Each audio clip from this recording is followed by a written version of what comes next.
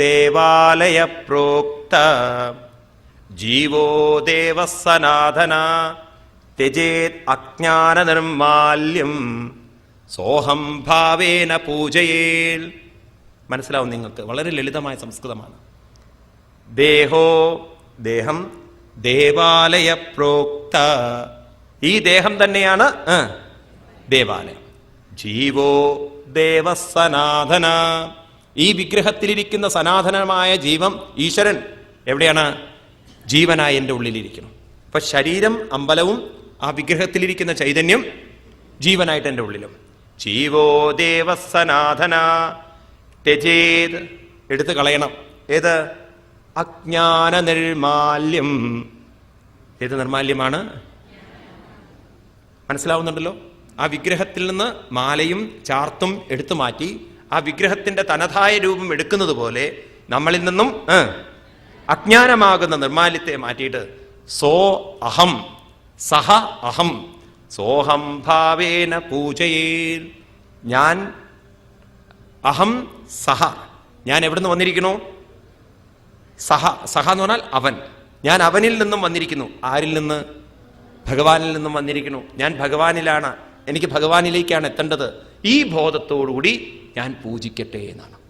ഇത് മനസ്സിലാക്കിയിട്ട് നിങ്ങൾ നിർമാല്യം കാണാൻ പോവാറുണ്ടോ? അവിടെ ചെന്ന് മുന്നിലിരിക്കുന്നവന് ഒരു ഇടി ഇവിടെയും ഒരു ഇടി അപ്പുറത്തും, എന്നിട്ട് അവൻ്റെ തോളിൽ കൈവച്ചിട്ടാ പ്രാർത്ഥിക്കുന്നത്, ഗുരുവായൂരപ്പ എന്നെ മാത്രം രക്ഷിക്കണേന്ന്. എന്നാൽ അവനെയും കൂടി ഒന്ന് ഉൾപ്പെടുത്തിക്കൂടെ? ഇങ്ങനെ സ്വാർത്ഥതയും മത്സരവും വേണ്ടാധീനങ്ങളൊക്കെ കാണിച്ചിട്ടുണ്ടല്ലോ. നോക്കൂ, നമ്മൾ ലജ്ജിക്കണം, നമ്മൾ കുറേയൊക്കെ ബോധവൽക്കരിക്കണം. അങ്ങനെയൊന്നും ബഹളം വെച്ച് പോകേണ്ട സ്ഥലമല്ല അമ്പലം. അവിടുന്ന് എന്തോ ഇങ്ങോട്ട് വിട്ടാൻ പോകുന്നില്ല, ഗുരുവായൂരപ്പൻ ഇങ്ങനെ എറിയാനൊന്നും പോകുന്നില്ല. അങ്ങനെ വഴിപാട് കൊണ്ട് പ്രശ്നങ്ങൾ പരിഹരിക്കാൻ സാധിക്കുമായിരുന്നെങ്കിൽ ഗുരുവായൂരപ്പൻ തന്നെ വലിയ വഴിപാട് ചെയ്യേണ്ടതായിരുന്നു. ഗുരുവായൂരപ്പൻ ഒരു വഴിപാട് ചെയ്യാമായിരുന്നു. എന്താണ് അദ്ദേഹത്തിന് ചെയ്യാമായിരുന്നു? പുരുഷ സൂക്തം കൊണ്ടൊരു ഹോമവും അർച്ചനയും അതുപോലെ പലതും മൃത്യുഞ്ജയ ഹോമമൊക്കെ ചെയ്തിട്ട് യാദവ വംശത്തെ പിടിച്ചു നിർത്താമായിരുന്നു. യാദവ വംശത്തെ പിടിച്ചു നിർത്താൻ ഒരു ഗുരുവായൂരപ്പനും സാധിച്ചിട്ടില്ല. അത് തമ്മിൽ തല്ലിച്ചാകുക തന്നെ ചെയ്തത്. ഇനി അങ്ങനെ ഒരു വഴിപാട് കൊണ്ട് സാധിക്കുമായിരുന്നെങ്കിൽ, ശത്രു സംഹാരം മുട്ടുകൊണ്ട് പ്രശ്നം തീരുമായിരുന്നെങ്കിൽ രാവണന്റെ തല പൊട്ടാൻ ഒരു വലിയ വെടി പൊട്ടിച്ചുകൊണ്ട് ശ്രീരാമസ്വാമിക്ക് സീതയെ രക്ഷിക്കാമായിരുന്നു. ഇല്ലേ? ശബരിമലയിലൊക്കെ വന്ന ആളല്ലേ ശ്രീരാമസ്വാമി? അവിടെ വെച്ച് പൊട്ടിക്കാമായിരുന്നു. രാവണന്റെ തലയ്ക്ക് ഒരു വലിയ വെടി ശ്രീരാമസ്വാമിക്ക് പൊട്ടിക്കാമായിരുന്നു. അല്ലെങ്കിൽ കാളാമ്പുഴ ക്ഷേത്രത്തിൽ ചെന്നിട്ട് ഒരു മുട്ട ഇറക്കാമായിരുന്നു. ഒരു വലിയ വെടി. ആര് തല പൊട്ടണം? ശ്രീരാമസ്വാമി ചെയ്തിട്ടില്ലേ തല പൊട്ടിക്കലൊന്നും? ഇനി ശ്രീരാമസ്വാമിക്ക് വേണമെങ്കിൽ സീതാദേവിയെ അപകീർത്തിപ്പെടുത്തിയവനെ തട്ടാൻ വേണ്ടിയിട്ട് ഒരു പൂജ ചെയ്യാമായിരുന്നു, ശത്രു സംഹാര ഹോമം. ഇതൊന്നും നമ്മുടെ ശാസ്ത്രത്തിൽ എഴുതി വെച്ചില്ല. ഇതൊക്കെ വഴിതെറ്റിച്ച് കളഞ്ഞു. അതുകൊണ്ട് നമ്മളൊക്കെ വേണം, വിവേകികളായിട്ടുള്ളവർ വേണം ഇതിൽ നിന്ന് മനസ്സിനെ ഉയർത്താൻ. എന്നിട്ട് പറയാണ്, അമ്മേ നിങ്ങൾക്ക് വേണ്ടി നിങ്ങൾ തന്നെ അർച്ചിക്കണം. വളരെ മനോഹരമായ ഭാഗമാണ് ഇനി പറയാൻ പോകുന്നത്. അതുകൊണ്ട് അമ്മയ്ക്ക് ഞാൻ ലക്ഷണം ഭക്തിയോഗസ്യ നിർഗുണസ്യ ഹുദാഗതം അഹൈതുക്യാവ്യഭൈത യാ ഭക്തി പുരുഷോത്തമേ. അമ്മയുടെ മനസ്സിനെ ഉയർത്തുന്ന ഭക്തി ഞാൻ അമ്മയ്ക്ക് പറഞ്ഞു തരാം. ഏതൊരു ഭക്തി കൊണ്ടാണ് അമ്മയുടെ മനസ്സ് ഉയരേണ്ടത്? ഏതൊക്കെയാണ്? സാലോക്യ സാഷ്ടി സാമീപ്യ സാരൂപ്യൈക്യത്വമപ്യുതാം ദീയമാനം ന ഗൃണ്ണന്തി വിനാ മത്സേവനം ചനാം. സാലോക്യം, സാഷ്ടി, സാമീപ്യം, സാരൂപ്യം ഇപ്രകാരം ന ഗൃണ്ണന്തി വിനാ മത്സേവനം, എന്നിൽ നിന്ന് ഒന്നും പ്രതീക്ഷിക്കാതെ എന്നെ മനസ്സിൽ പ്രതീക്ഷിച്ചുകൊണ്ട്. എങ്ങനെയൊക്കെ എന്നെ കാണേണ്ടത്? സാലോക്യം, സാമീപ്യം, സാലോക്യം വേണം, സാമീപ്യം വേണം, സാരൂപ്യം വേണം, അവസാനം സായുജ്യം വേണം. ഇങ്ങനെയാണ് 4 എണ്ണം. സാലോക്യം, സാമീപ്യം, സാരൂപ്യം. അപ്പൊ ഏതെങ്കിലും നോക്കണേ, വളരെ ശ്രദ്ധിക്കണേ പറയുന്നത്. അനവധി ഈശ്വര രൂപത്തെ ഒന്നും ആരാധിക്കണ്ട. ഏതെങ്കിലും ഒന്നിൽ മനസ്സ് ദൃഢമാക്കുക. ആ രൂപത്തിൽ തന്നെ മനസ്സിനെ ഏകീഭവിപ്പിച്ച്. ഇനി രൂപം വേണമെന്നില്ലെങ്കിൽ അത് വേണ്ട, ശ്വാസത്തിലായാൽ മതി. ഇനി അതിലും വേണമെന്നില്ലെങ്കിൽ ഒരു ദീപത്തിലായാൽ മതി, അല്ലെങ്കിൽ സൂര്യനിലേക്കായാൽ മതി. ഏതെങ്കിലും ഒരു പ്രതീകത്തിൽ മനസ്സിനെ ഉറപ്പിച്ച്, സാലോക്യം കണ്ണ് അതിൽ തന്നെ ഉറപ്പിച്ചുകൊണ്ട് മനസ്സിനെ ആ രൂപത്തിൽ നിരന്തരം ദൃഢമാക്കി വെച്ച് പിന്നീട് അതിനെ മനസ്സിലേക്ക് കൊണ്ടുവന്ന് സാമീപ്യം. പിന്നെ എപ്പോഴൊക്കെ നമ്മൾ വിഷമങ്ങൾ അനുഭവിക്കണ്ടോ ആ രൂപത്തെ കണ്ട് ക്രമേണ മനസ്സിനെ സായുജ്യത്തിലേക്ക് എത്തിക്കണം. അതും എങ്ങനെ വേണം? സാഷ്ട്യം, സാഷ്ട്യത്തോടുകൂടി വേണം. ധാർഷ്ട്യമല്ല, സാഷ്ട്യം. സാഷ്ട്യം എന്ന് പറഞ്ഞാൽ എൻ്റെ ആത്മാവ് തന്നെയാണ് ഭഗവാൻ എന്ന ബോധത്തോടെ. അപ്രകാരം മനസ്സിനെ ഉറപ്പിച്ചുകൊണ്ട് അമ്മേ ഏസയേവ ഭക്തിയോഗാഖ്യ ആത്യന്തിക ഉദാഹൃത. ഈ ഭക്തിയോഗമാണ് ആത്യന്തികമായത്. അപ്പൊ നേരത്തെ പറഞ്ഞത് 3 ആത്യന്തികമല്ല, താമസവും രാജസവും സാത്വികവും. അപ്പൊ ഇവിടെ ഏതൊക്കെ വേണം? സാലോക്യം വേണം, സാമീപ്യം വേണം, സാരൂപ്യം വേണം, സായുജ്യം വേണം. ഒരു രൂപത്തിൽ തന്നെ. അപ്പൊ രാവിലെ മുതൽ ഹോൾസെയിൽ ഡീലർഷിപ്പ് തുടങ്ങണ്ട. അതായത് ഭഗവാനെ പർച്ചേസ് ചെയ്യാൻ പോകണ്ട പറയുകയാണ്. രാവിലെ ഒരു അമ്പലം, ഉച്ചയ്ക്ക് വേറൊരു അമ്പലം, വൈകുന്നേരം ഒരു അമ്പലം, അങ്ങനെയൊന്നും പോകേണ്ട ആവശ്യമില്ല. ഏതെങ്കിലും ഒന്നിലും അങ്ങോട്ട് ഉറപ്പിക്കൂ. ചിലർക്ക് അപ്പോഴും പറഞ്ഞ സംശയമാണ്, ഇനിയിപ്പോൾ ഗണപതിയെ തൊഴുതില്ലെങ്കിൽ എന്താ പ്രശ്നം സ്വാമി? കാരണം ശിവന്റെ ഭക്തനൊക്കെയാണ് ഞാൻ, പക്ഷെ ഗണപതി കോപിക്കില്ലേ? ഇങ്ങനെയൊക്കെ നമ്മളുണ്ടല്ലോ, ഹിന്ദുക്കൾ കോംപ്രമൈസ് ചെയ്ത് ഇപ്പോൾ ഒരു വിഷമം വന്നാൽ ശിവനും ഇല്ല, അയ്യപ്പനും ഇല്ല, ഗണപതിയും ഇല്ല. എന്തെങ്കിലും വിഷമം വരുമ്പം ഇരുന്ന് ഗേ. കാരണം മനസ്സങ്ങനെ ഒന്നിലും കോൺസെൻട്രേറ്റ് ചെയ്ത് പരിശീലിച്ചിട്ടില്ല. അതൊക്കെയാണ് നോക്കൂ നമ്മൾ മറ്റ് മതസ്ഥർക്കുള്ളൊരു ഗുണം. അവർക്കുണ്ടല്ലോ നമ്മളെപ്പോലെ ഈ വൈവിധ്യങ്ങളില്ലാത്തത് കൊണ്ട് വേഗം ഒന്നിൽ ഏകീഭവിപ്പിക്കാൻ പറ്റും. നമുക്കാണെങ്കിൽ രാവിലെ ചിലരുണ്ടല്ലോ തൊഴാൻ വന്നു കഴിഞ്ഞാൽ ഗുരുവായൂരപ്പനെ തൊഴുത അപ്പോടി മമ്മിയൂരപ്പനേക്ക്. അങ്ങനെ ഒരു പ്രചരണമുണ്ട്. ഗുരുവായൂരപ്പനെ തൊഴുത ഫലം കിട്ടണമെങ്കിൽ അങ്ങേരും കൂടി തൊഴണം അത്രേ. എവിടുന്നാവും ഇതൊക്കെ പ്രചരിപ്പിച്ചു വന്നിരിക്കുന്നത്? അത് കഴിഞ്ഞാൽ അടുത്തത് വേറെ അമ്പലത്തിലേക്ക് ഓടി, അത് കഴിഞ്ഞാൽ അമ്പലത്തിലേക്ക് ഓടി. എന്നിട്ട് അത് കഴിഞ്ഞാലോ ആരുമില്ല, വീട്ടിൽ വന്ന് കിടന്നു ഉറങ്ങി, ഇപ്പൊ ഒരു ദൈവവും ഇല്ല. ഇങ്ങനെ നമ്മൾ ഒന്നിലൊരു ഏകാഗ്രപ്പെടുത്താതെ മനസ്സ് ചെതറിപ്പോയി. നിങ്ങൾക്ക് എന്നും എല്ലാ അമ്പലത്തിലും പോകാനുള്ള യോഗ്യത എന്നാ വരുന്നതെന്നറിയോ? എല്ലാ വിഗ്രഹത്തിലും ഇരിക്കുന്ന ചൈതന്യം തന്നെയാണ് എന്നിലിരിക്കുന്നെന്നുള്ള ബോധം ദൃഢമായാൽ പിന്നെ നിങ്ങൾ എത്ര അമ്പലത്തിൽ പോയാലും നിങ്ങൾക്ക് കൺഫ്യൂഷൻ ഇല്ല. അല്ലെങ്കിൽ നിങ്ങൾക്ക് അമ്മേ നാരായണ വേറെയാണ്, ഓം നമോ ഭഗവതേ വാസുദേവായ വേറെയാണ്, ഭൂതനാഥ സദാനന്ദ വേറെയാണ്, ഓം നമശിവായ വേറെയാണ്. കാരണം നിങ്ങൾക്ക് ഓം നമശിവായ വരുമ്പം നിങ്ങൾക്ക് ഇത്തിരി പേടി വരും. കാരണം ശിവൻ ചില്ലറക്കാരനല്ല. അമ്മേ നാരായണ എന്ന് പറയുമ്പോഴും ലേശം പേടി വരും, അമ്മയാണ്. അത് കഴിഞ്ഞാൽ കൃഷ്ണൻ എന്ന് പറയുമ്പം അത് നമ്മുടെ കള്ളകൃഷ്ണനല്ലേ എന്ന് കോംപ്രമൈസ് ചെയ്തു നമ്മൾ. അത് നമുക്ക് സ്വന്തം ആളെ പോലെയാണ് കൃഷ്ണൻ. ഇങ്ങനെ നമ്മൾ മനസ്സിനെ ഇവരെയൊക്കെ വേറെ വേറെയായിട്ട് കാണുമ്പോൾ പൃഥക്കായി കാണുമ്പോൾ ഉയരില്ല എന്ന് പറയാണ്.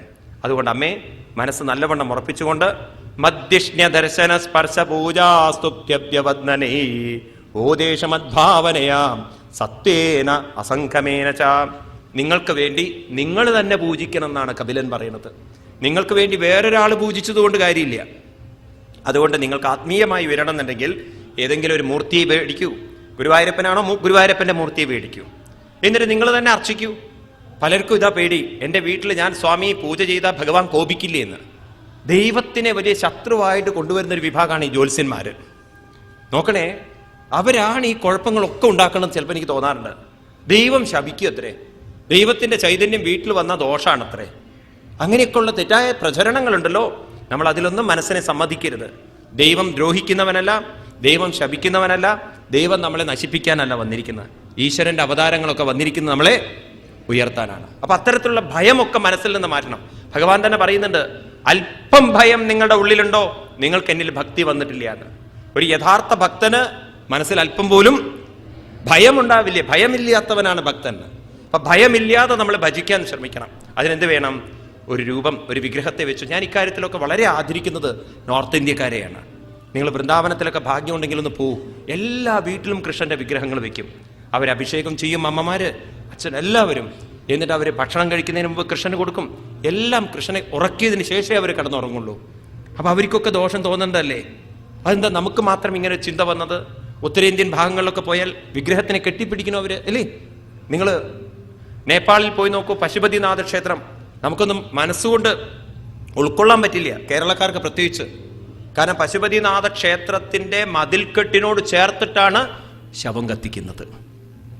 അതും എങ്ങനെയാ അവർ ശവം കൊണ്ടുവരുന്നറിയോ? ആ അമ്പലത്തിന് പ്രദക്ഷിണം ചെയ്തിട്ട്. നമ്മുടെ അവിടേക്കാണെങ്കിൽ അമ്പലം നമുക്ക് ചിന്തിക്കാൻ പറ്റും. നിങ്ങൾക്ക്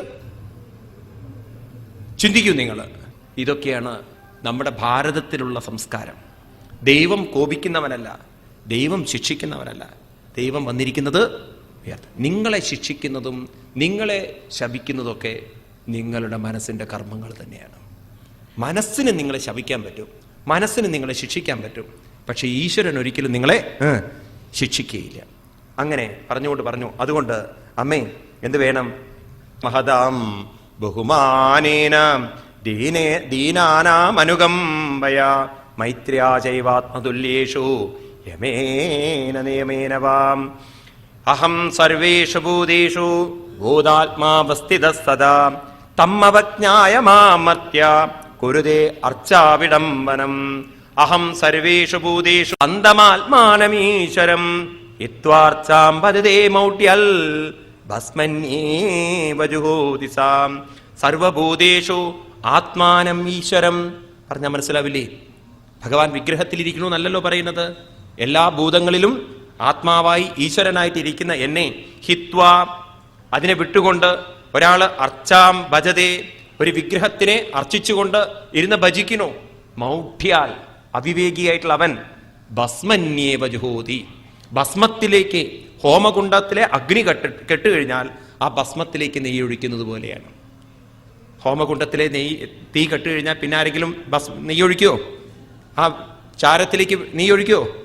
ഇതുപോലെ തന്നിലിരിക്കുന്ന ഭഗവാനാണ് വിഗ്രഹത്തിലിരിക്കുന്നതെന്ന് അറിയാതെ പൂജിച്ചതുകൊണ്ടും നാമം ജപിച്ചതുകൊണ്ടും പ്രാർത്ഥിച്ചതുകൊണ്ടും കാര്യമില്ല എന്ന് ഉറപ്പിച്ച് പറയാണ് കപിലൻ. അപ്പൊ ദൈവത്തിനെ എവിടെയാ ഉറപ്പിക്കേണ്ടത്? നമ്മളെ ഉള്ളിൽ തന്നെയല്ലേ, മനസ്സിലല്ല ഉറപ്പിക്കേണ്ടത്. അത് നിങ്ങൾ വ്യക്തമാക്കി ഉറപ്പിക്കണേ. ഇവിടുന്ന് ഞാൻ ആവർത്തിക്കുകയാണ്, മനസ്സിലല്ല ദൈവം ഇരിക്കുന്നത്. മനസ്സിനെ പോലും ഉണർത്തുന്നവനാണ് ആര്? ദൈവം എന്ന് പറയുന്നത്. മനസ്സ് പോയാലും ഈശ്വരന്റെ സാന്നിധ്യം നിങ്ങളുടെ ശരീരത്തിലുണ്ടെന്ന് ഞാൻ പറഞ്ഞു അല്ലേ?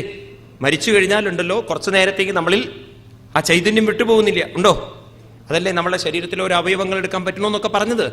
അപ്പൊ മനസ്സിലല്ല ദൈവം ഇരിക്കുന്നത്, മനസ്സ് പോലും ഇരിക്കുന്നത് ദൈവത്തിലാണ്, ഭഗവാനിലാണ്. അതുകൊണ്ട് അമ്മേ ഞാൻ നിങ്ങളെ വേദനിപ്പിക്കും. എപ്പോഴാ വേദനിപ്പിക്കുക? ഭഗവാൻ തന്നെ പറയുന്നുണ്ട്. എങ്ങനെ വേദനിപ്പിക്കും? ശാന്തി തരാതിരിക്കും. അതെങ്ങനെയാണ്? ദിശത പരകായേമാം മാനിനോ ഭിന്നദർശിന ഭൂതേഷു ബദ്ധവൈരസ്യ ന മനഃശാന്തി മൃച്ഛതി. ദിശത പരകായേമാം മാം എന്നെ, എവിടെയുള്ള എന്നെ? പരകായേ മാം. പരകായ എന്ന് പറഞ്ഞാൽ സാമ്പാറിലെ കായം കേട്ടിട്ടുണ്ട് സ്വാമി. പരകായ എന്ന് പറഞ്ഞാൽ ഏത് കായാണത്? സംസ്കൃതത്തിൽ പരകായ എന്ന് പറഞ്ഞാൽ മറ്റു ശരീരങ്ങൾ. അപ്പൊ മറ്റു ശരീരത്തിലിരിക്കുന്ന എന്നെ ഭിന്നദർശി, ഭിന്നനായി കണ്ട് ആരാണോ അവനോട് ദിശത, അവനെ വേദനിപ്പിക്കുന്നത്, അവനെ അപമാനിക്കുന്നത്, അവനെ നിന്ദിക്കുന്നത്, അവന് മനഃശാന്തി കിട്ടില്ല എന്ന് പറയാണ്. ആർക്കാണ് മനഃശാന്തി കിട്ടാതിരിക്കുക? മറ്റുള്ളവരെ വേദനിപ്പിക്കുമ്പോൾ. അപ്പം നമ്മൾ തിരിച്ചറിയണം, മറ്റുള്ളവരെ വേദനിപ്പിക്കുന്നതാണ് ആരെ വേദനിപ്പിക്കല്? ഭഗവാനെ വേദനിപ്പിക്കല്. അതുകൊണ്ടാണ് ഭാരതീയ ഋഷീശ്വരന്മാര് ഈശ്വര പൂജ എന്ന് പറയുമ്പോണ്ടല്ലോ ആരെയും വേദനിപ്പിക്കാതിരിക്കലാണെന്നൊക്കെ പറഞ്ഞത്. ഗീതയിലെ 12-ാം അധ്യായത്തിൽ അതിമനോഹരമായി കൃഷ്ണൻ പറയും, അദ്വേഷ്ട സർവഭൂതാനാം മൈത്രകരുണയേവ ച നിർമ്മമോ നിരഹങ്കാര സുഖദുഃഖ സമക്ഷമീ സന്തുഷ്ട സതതം യോഗി യഥാത്മാ ദൃഢനിശ്ചയ മയ്യർപ്പിതമനോ ബുദ്ധി യോ മൽഭക്ത സമി പ്രിയ. യോ മൽഭക്ത, അവൻ എൻ്റെ ഭക്തനാണ്, എനിക്ക് പ്രിയനാണ്. ആര്? അദ്വേഷ്ട, മറ്റൊരാളെയും വേദനിപ്പിക്കുക. അവിടെ നിന്ന് തുടങ്ങുന്നത്.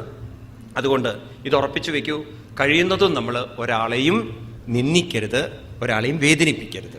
അത് തന്നെയാണ് വലിയൊരു ഭഗവത് പൂജ. എന്നിട്ട് ഭഗവാൻ പറയണു, അതുകൊണ്ട് അമ്മേ എത്ര കാലം എന്നെ പൂജിക്കണം? ഈ ശ്ലോകം നിങ്ങൾ നോട്ട് ചെയ്ത് വെക്കണേ. നിങ്ങളുടെ കയ്യിൽ പുസ്തകമുള്ളവരൊക്കെ നോട്ട് ചെയ്ത് വെക്കണം. 29-ാമത്തെ അധ്യായത്തിൽ 25-ാമത്തെ ശ്ലോകം. ഈ വിഗ്രഹാരാധനയെക്കുറിച്ച് പലപ്പോഴും നിങ്ങൾക്ക് സംശയം ഉണ്ടാവും. അതിന് വ്യക്തമായൊരു ഉത്തരം കപിലൻ തരികയാണ്. അർച്ചാദാവർച്ചയേതാവല്ലീശ്വരം മാം സ്വകർമ്മകൾ യാവന്ന വേദ സ്വഹൃതി സർവഭൂതേഷു അവസ്ഥിതം. സർവഭൂതേഷു അവസ്ഥിതം മനസ്സിലാവുമല്ലോ?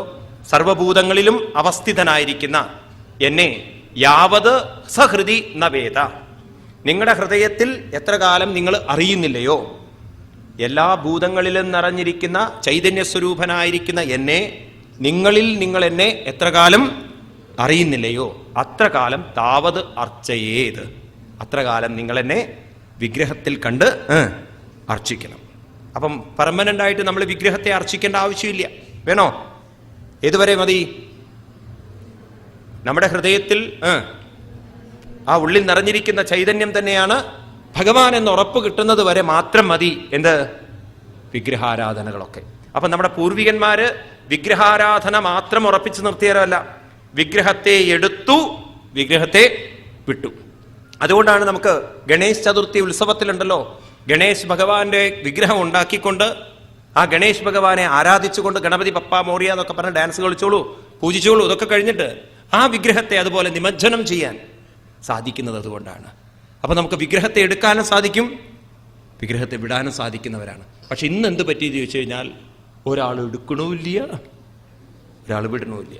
കാരണം നടന്നു പോവുകയാണ്. പിന്നെ ആരെ പിടിക്കുക? ഏതെങ്കിലും ഒന്ന് പിടിച്ചാലല്ലേ വിടേണ്ട പ്രശ്നമുള്ളൂ. അതുകൊണ്ട് അമ്മേ ഇതൊക്കെ നല്ലവണ്ണം ഉറപ്പിക്കൂ. ആ ആത്മനശ്ച പരസ്യാപി യക്കരോദ്യന്തരോദരം തസ്യ ഭിന്നദൃശോ മൃത്യോ വിദതേ ഭയമുൽബണം. ആത്മനശ്ച പരസ്യാപി യക്കരോദ്യന്തരോദരം. നിങ്ങളിലിരിക്കുന്ന ആത്മാവ് വേറെയാണ്, മറ്റൊരാളിരിക്കുന്ന ആത്മാവ് വേറെയാണ് എന്ന ഭിന്നദൃശ്യമുള്ളിടത്തോളം കാലം നിങ്ങൾക്ക് മൃത്യുവിൻ്റെ പിടിയിൽ നിന്ന് രക്ഷപ്പെടാൻ സാധ്യമല്ല. അതുകൊണ്ട് നിങ്ങളുടെ ശരീരം മാത്രമാണ് മൃത്യുവിൻ്റേത്, ആത്മാവിനെ തൊടാൻ ഒരു മൃത്യുവിനും സാധ്യമല്ല. അതുകൊണ്ട് ശരീരബോധത്തിൽ നിന്നും ആരിലേക്ക് വരണം? ആത്മബോധത്തിലേക്ക്. അതിന് അമ്മയ്ക്ക് എളുപ്പമായൊരു വഴി ഞാൻ പറഞ്ഞു തരാം. എങ്ങനെ അമ്മ മറ്റുള്ളവരോട് ഇടപഴകണം, ഏത് ഭാവനയിൽ ഇടപഴകണം, ആ ഒരു ശ്ലോകം കൂടി പറഞ്ഞു നിർത്താം. അധമാം സർവഭൂതേഷു ഭൂതാത്മാനം കൃതാലയം അർഹയേ ദാനമാനാഭ്യം മൈത്ര്യാഭിന്നേന ചക്ഷുഷ. അധമാം ഭഗവാൻ നല്ല പ്രാക്ടിക്കലായിട്ട് പറഞ്ഞു തരികയാണ്. സർവഭൂതേഷു, ഞാൻ സർവഭൂതങ്ങളിലും ആത്മാവായിട്ടിരിക്കുന്ന എന്നെ എല്ലാവരിലും ഭഗവാനുണ്ടെന്ന ബോധത്തോടെ അർഹയേത്, ആദരവോടെ സംസാരിക്കൂ, ആദരവോടെ വല്ലതും കൊടുക്കൂ. വാക്കുകളിൽ ഒരിക്കലും നമ്മൾ ഒരാളെയും വേദനിപ്പിക്കേണ്ട. അപ്പോൾ നമ്മൾ ബാക്കിയുള്ള വ്യത്യാസങ്ങളൊക്കെ അവിടെ നിന്നോട്ടെ, വാക്കുകളും പ്രവൃത്തികളും ഒന്ന് ശ്രേഷ്ഠമാക്കൂ. പറയുമ്പോഴും ആദരവ് വയ്ക്കും, കൊടുക്കുമ്പോഴും ആദരവോടെ കൊടുക്കും. ആർക്ക് കൊടുക്കുമ്പോഴും ബഹുമാനത്തോടെ കൊടുക്കൂ, വെറുപ്പോടുകൂടി കൊടുക്കരുത്. കാരണം അമ്മ മനസ്സിലാക്കി വയ്ക്കൂ, അമ്മ വേദനിപ്പിക്കുമ്പോൾ ആ വേദന അനുഭവിക്കുന്നത് ഉള്ളിലിരിക്കുന്ന ഞാനാണ്. എന്ന് വെച്ചാൽ എന്നെ അപമാനിക്കുകയാണ് അമ്മ. മറ്റുള്ളവരെ വേദനിപ്പിക്കുമ്പോൾ എന്നെയാണ് അപമാനിക്കുന്നത്. അപ്പോൾ മറ്റൊരാളെ അപമാനിച്ചാൽ തീർച്ചയായിട്ടും ആ കർമ്മത്തിനൊരു പ്രതികർമ്മം നമുക്ക് തിരിച്ചു കിട്ടും. മറ്റൊരാൾ നമ്മളെയും വേദനിപ്പിക്കേണ്ടി വരും. ഇതാണ് പ്രപഞ്ചം എന്ന് പറയുന്നത്. യഥാർത്ഥത്തിലുണ്ടല്ലോ കപില ഭഗവാന്റെ സിദ്ധാന്തം നമ്മൾ ശരിക്കും ഉൾക്കൊള്ളുകയാണെങ്കിൽ, യഥാർത്ഥമായി നമ്മളൊന്ന് ചിന്തിച്ചു നോക്കൂ. ഇതാണ് എല്ലാവരും പ്രചരിപ്പിക്കുന്ന മതമെങ്കിൽ, ഏത്? മറ്റൊരാളെ വേദനിപ്പിക്കുന്നതാണ് ഈശ്വര നിന്ദ എന്ന് ലോകം മുഴുവൻ പ്രചരിപ്പിച്ചാൽ ഇവിടെ പോലീസുകാരുടെ ആവശ്യമുണ്ടോ? ഉണ്ടോ? പട്ടാളക്കാരുടെ ആവശ്യമുണ്ടോ? പാകിസ്ഥാനിലെ ബോർഡറിൽ പുറേ പാവങ്ങളെ കൊണ്ടുവയ്ക്കേണ്ട ആവശ്യമുണ്ടോ? ഉണ്ടോ? അതിർത്തികളില്ല. എന്തൊരു ലോകമായിരിക്കും നോക്കൂ നിങ്ങൾ. ഈ പാസ്പോർട്ടും വിസയുടെ ഒന്നും പ്രശ്നമില്ല. ഉണ്ടോ? മനുഷ്യൻ എവിടെ വേണമെങ്കിലും സ്വതന്ത്രമായിട്ട് പോവാം. പക്ഷെ ഇതൊന്നും മനുഷ്യൻ അംഗീകരിക്കില്ല. അപ്പൊ എവിടെയാണ് മനുഷ്യൻ ഉയർന്നിരിക്കുന്നത്? തൻ്റെ സ്വാർത്ഥത്തിന് വേണ്ടിയിട്ട്. അപ്പൊ ഇതിൽ നിന്നൊക്കെ മനസ്സിനെ ഉയർത്തണം. ഇനി അമ്മയൊരു ചോദ്യം ചോദിക്കുകയാണ്. അല്ല ഉണ്ണി, ആ പ്രക്രിയയിലൂടെ, ഇപ്പൊ ഉണ്ണി പറഞ്ഞൊരു പ്രക്രിയയിലൂടെയൊക്കെ ഞാൻ പോയാലല്ലേ ഉയരുള്ളൂ. ഞാൻ അങ്ങനെയൊന്നും ഉയർന്നിട്ടില്ല എങ്കിൽ എനിക്കെന്താ സംഭവിക്കുക? ഈ പുനർജന്മം എന്ന് പറഞ്ഞാൽ എന്താണ്? എങ്ങനെയാണ് നമ്മൾ പുനർജനിക്കുക? അതിൻ്റെ പ്രക്രിയകളൊക്കെ എങ്ങനെയാണ്? അതൊക്കെ ഒന്നുകൊണ്ട് എനിക്ക് വിസ്തരിച്ച് പറഞ്ഞു തരുമെന്ന് പറഞ്ഞപ്പോൾ അതിലേക്ക് കടക്കുന്നു ഭഗവാൻ.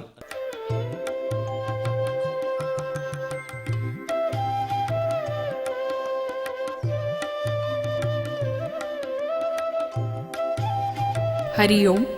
For details, contact